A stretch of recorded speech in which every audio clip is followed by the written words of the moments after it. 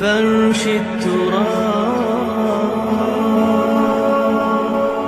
يضمني وهو غطاء. اور سب سے اہم متفق علیہ روایت. متفق علیہ کیا؟ وہ تو حضرت عمر سے بھی مروی ہے، ابن عمر سے بھی مروی ہے، ابن عباس سے بھی مروی ہے، ابو ہریرہ سے بھی مروی ہے، عبداللہ ابن مسعود سے بھی مروی ہے رضی اللہ تعالیٰ عنہ اجمعین. اور یہ وہ حدیث ہے جسے کہا گیا حدیث جبرائیل، جسے ام السنہ بھی کہا گیا. اس میں جو آخری سوال کیا حضرت جبرائیل نے حضور سے، چوتھا، پہلا یہ تھا کہ اسلام کیا ہے مجھے بتائیے، ایمان کیا ہے، اس کی حقیقت کیا ہے یہ مجھے بتائیے، تیسرا احسان کیا ہے یہ بتائیے، چوتھا یہ کہ قیامت کے بارے میں بتائیے کب ہوگی. حضور نے فرمایا کہ اس کے بارے میں جس سے سوال کیا جا رہا ہے وہ اس سے زیادہ نہیں جانتا جو کہ سوال کر رہا ہے. اب اس کے کئی مفہوم ہو سکتے ہیں کہ بہرحال یا تو حضرت، چونکہ بعد میں معلوم ہوا کہ حضور نے پہچانا نہیں کہ یہ جبرائیل ہے، بلکہ جب سوال جواب ہو کر وہ چلا گیا شخص تو اچانک حضور کے ساتھ ذرا ردو ہو ہی لیا، ذرا بلانا اس کو دوبارہ لانا. اب جو دیکھا کہ وجود ہی نہیں اس کا، آسمان نے اس کو چکھ لیا، زمین نے نگل لیا، کیا ہوا ہے؟ پھر آپ نے یہ جبرائیل تھے جو تمہیں تمہارا دین سکھانے آئے تھے جبکہ تم سوال نہیں کر رہے ہو. یہ بڑے بیسک کوسچن تھے، اس لیے کہ دنیا کے ہمارا نظام اسلام پر ہے، ایمان پر نہیں ہے.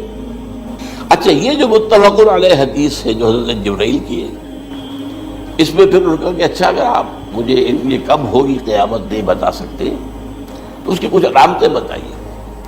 یہ بڑی عظیم تھا، کیونکہ یہ تو تمام احادیث کے اندر میں نے عرض کیا نا کہ سب سے زیادہ صحابہ سے منقول ہے. اور آپ نے فرمایا کہ جب لونڈی اپنی مالکہ کو جنے گی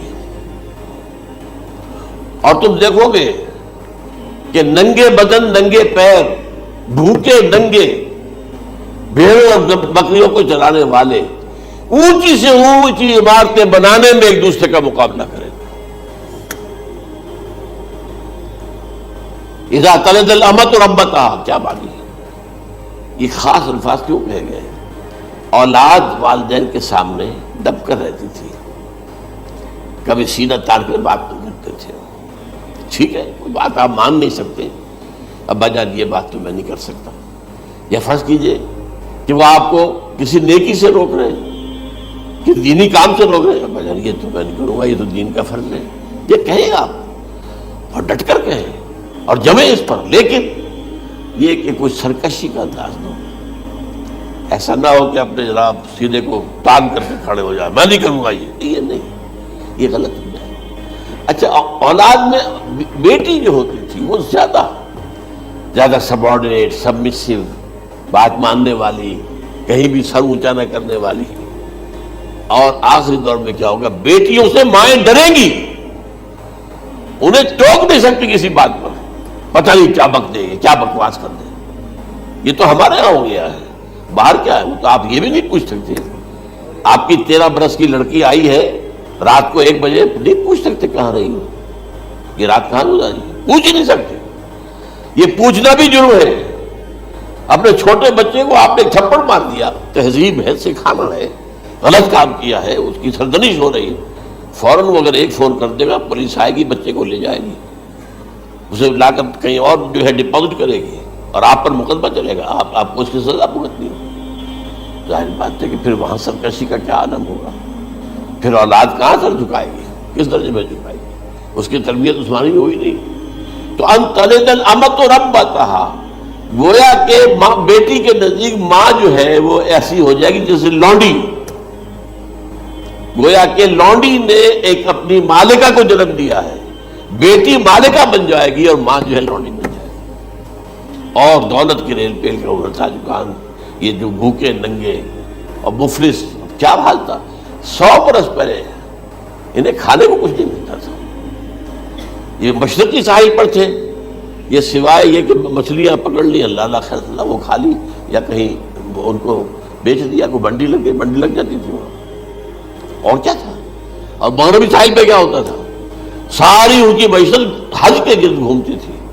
حاجی آئے ہیں، خریداریاں کر رہے ہیں، اور آپ کو معلوم ہے پوری دنیا سے مال پہلے بھی پہنچتا تھا وہاں.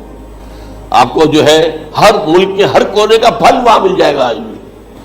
اور وہاں پر یہ ہے کہ سب سے بڑی بدوؤں کے لیے سب سے بڑی بات کیا تھی؟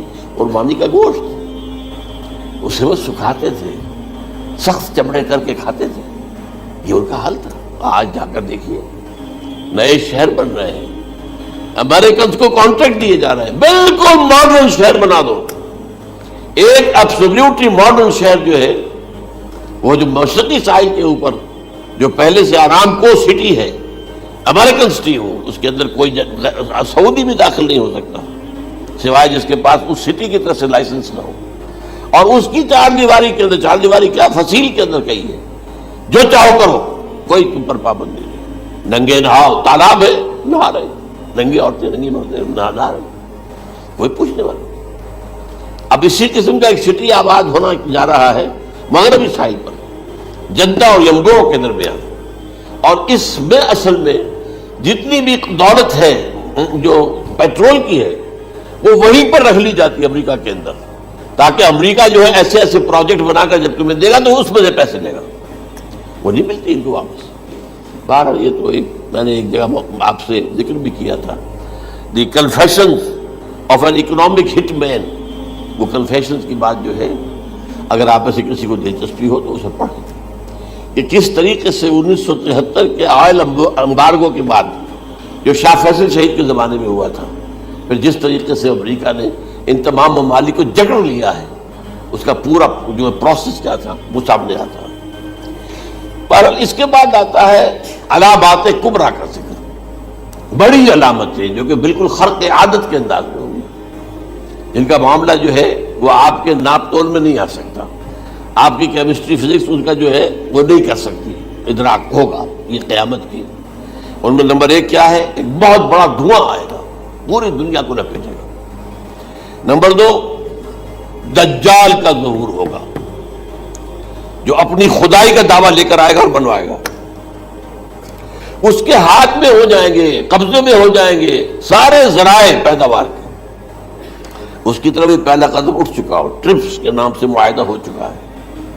کوئی ملک اپنا بیج پیدا نہیں کر سکتا. یہ بیج ہم نے ڈیولپ کیے ہیں. ان کے ڈیولپمنٹ سے پہلے تم ایک ایکڑ سے کتنی گندم لیتے تھے، آج کتنی لے رہے ہو؟ کس بنا پر؟ جینیٹکس کا جو کام ہم نے کیا ہے اس کی بنا پر ہونا. ہاں تو ہمارا حق ہے، اس کی رائلٹی ہمارے پاس آنی چاہیے. لہذا صرف ان اداروں سے، ملٹی نیشنل سے خریدا جائے گا بیج، اور بیج بھی وہ دیں گے وہ کہ جس سے جو فصل اگے گی وہ بیج نہیں لا سکتے، وہ بیج کا کام نہیں کر سکتے. جیسے آپ کو معلوم ہے کہ آپ کے یہاں جو گوشت کھایا جاتا ہے مرغے کا، تو مرغا وہ جو ہے اس میں مرغا ہو یا مرغی ہو، اس کے اندر کوئی وہ کیفیت ہی نہیں ہے. ان کے انڈے جو ہے ان سے آپ بچے حاصل نہیں کر سکتے. ہے تو انڈا، دیکھنے کو تو انڈا ہے، لیکن وہ بنڈا جو ہے اس سے بچہ تو نہیں حاصل کر سکتے. ایسے ہی وہ گندم کا بیج دیں گے، نظر آئے گی گندم، لیکن اس کے اندر وہ صلاحیت نہیں ہے کہ اس سے جو فصل اگے گی اس کا نتیجہ جو ہے وہ بھی آپ لے سکتے. یہ ہونا ہے، اللہ جانے. قدم اٹھ رہے ہیں ادھر. پھر یہ ہے کہ دابۃ الارض، زمین سے ایک حیوان نمودار ہوگا، زمین شق ہوگی. ابھی میں کہہ رہا ہوں خرق عادت ہے، یہ چیزیں وہ نہیں ہیں جو ہماری کسی حساب کتاب میں جو باتیں پہلے آئی ہیں وہ تو حساب کتاب میں آ رہی ہیں، ساری سمجھ میں آ رہی ہیں، ساری چیزیں مشاہدہ ان کا ہو رہا ہے. لیکن یہ ہے کہ دابۃ الارض، یہ کہتے ہیں کہ کوہ صفا، اس میں تو نہیں ہے حدیث میں، کوہ صفا پھٹے گا اور اس میں سے ایک حیوان دابہ وہ ظاہر ہوگا.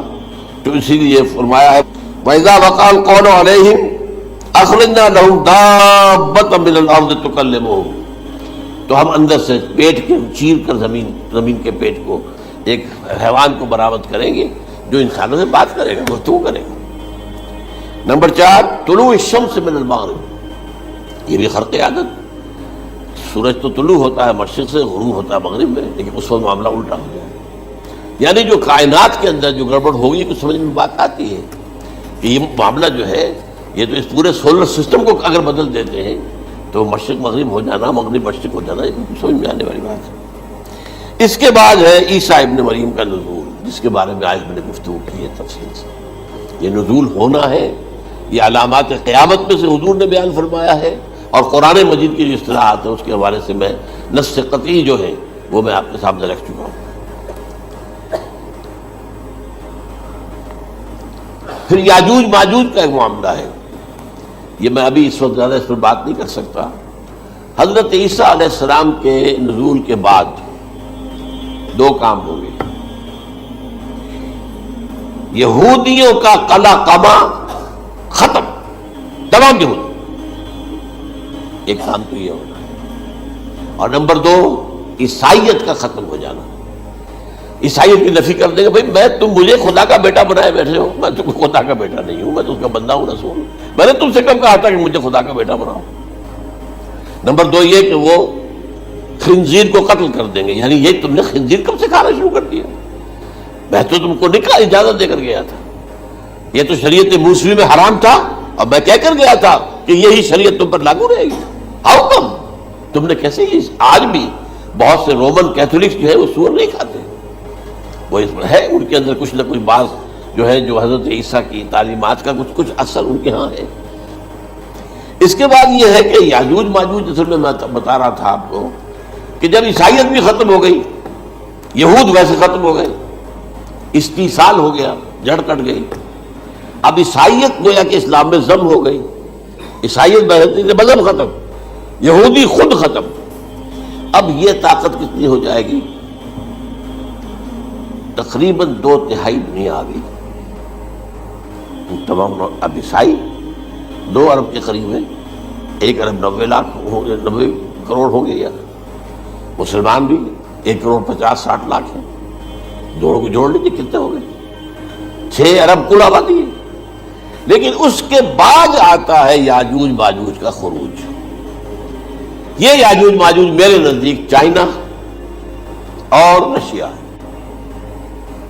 ان کی مجموعی طاقت اتنی ہوگی، اور یہ اس طرح آئیں گے ہر اونچائی پر سے اترتے ہوئے، پھسلتے ہوئے، جیسے 1962 میں جب وار ہوئی تھی بٹوین چائنا اینڈ انڈیا 1962 میں، تو وہ اس وقت کا نقشہ جو آج بھی اخبارات میں پڑھتا تھا تو یاد، waves after waves of Chinese soldiers were coming down the slopes of Himalayas، یہ تو وہ ہے نا جن کی تعداد کا کوئی حساب نہیں ہے، اور رشیا اور یہ مل کر جو ہے، میرا اندازہ یہ ہے کہ جب پہلے ملحمۃ العظمیٰ ہوگی وہ عیسائیوں اور مسلمانوں کے درمیان، اس وقت یہ دونوں پاورز نیوٹرل رہے گی، لیکن غالباً یہ بات طے کر لیں گی کہ ویپنز آف ورلڈ جو ہے ماس ڈسٹرکشن، یہ استعمال مت کرنا، اگر یہ ویپنز آف ماس ڈسٹرکشن استعمال کرو گے تو ہم میدان میں آ جائیں گے۔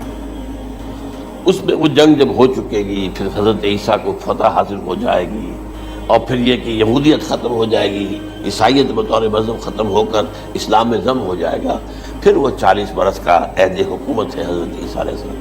لیکن جب یہ فتح ہو جائے گی ان پر، اب یاجوج ماجوج آئیں گے، اور اتنی تعداد میں آئیں گے کہ بحیرہ طبریہ جو ہے اس کا سارا پانی پی جائے گا۔ یہ تو اگر آپ کو کبھی اندازہ ہو یا کوئی آپ جانیں ان لوگوں کو جو ان چینیوں سے واقف ہیں، وہ کہتے ہیں زمین پر ہلتی ہوئی کوئی چیز ہو اسے وہ چھوڑی چھوڑ کے کھا جائیں گے، جہاں وہ جاتے ہیں ایز اے لیبرر، وہاں کے جو سارے کتے ہیں ختم، ساری بلیاں ختم، ہر شے وہ جو سانپ کھاتے ہیں، ہر چیز کھاتے ہیں، اور یہ تمام ایسٹرن کنٹریز میں بھی ہوتا ہے، بڑی ڈیلیشس ڈشز ہیں یہ سانپ وغیرہ وغیرہ، اور یہ جس طرح کھا جائے، پانی پی جائے، ایک قطرہ نہیں رہے گا اس پر۔